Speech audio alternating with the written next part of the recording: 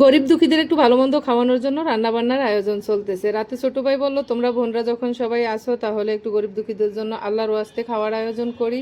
তো সকালবেলায় ভাই বাজারে গিয়ে বাজার করে নিয়ে আসলো, তো আমরাও সকাল সকাল রান্না বান্না বসিয়ে দিলাম। এই তো গরুর মাংস রান্না করতেছি। আসলে ঢাকায় দেখি আল্লাহর ওয়াস্তে খাওয়ানোর আয়োজন করলে বিরিয়ানি, পোলাও, রোস্ট এসব খাওয়ানো হয়, আর আমাদের চাঁদপুরে কিন্তু এভাবে গরুর মাংস আলু দিয়ে রান্না করা হয়। এত বেশি সুন্দর হয় রান্নাটা, স্মেলটা এত বেশি সুন্দর হয়। আর গরুর হাড় দিয়ে চর্বি দিয়ে মুগ ডাল রান্না করা হয়, এটাও খেতে ভীষণ ভালো হয়।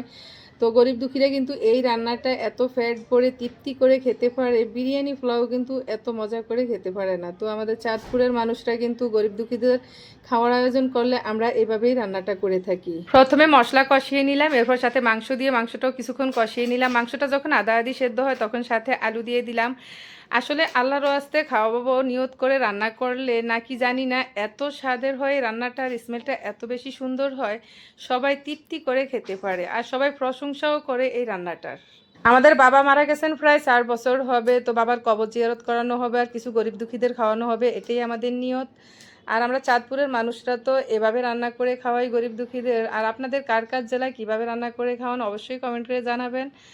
আর আমাদের রান্না বান্না প্রায় একদম শেষের দিকে, গরুর মাংস রান্না হয়ে গেছে, এখানে ডালটাও রান্না হয়ে গেছে। এই যে হাড়গোড় দিয়ে চর্বি দিয়ে মুগ ডাল, এটারও স্মেলটা এত বেশি সুন্দর হয়।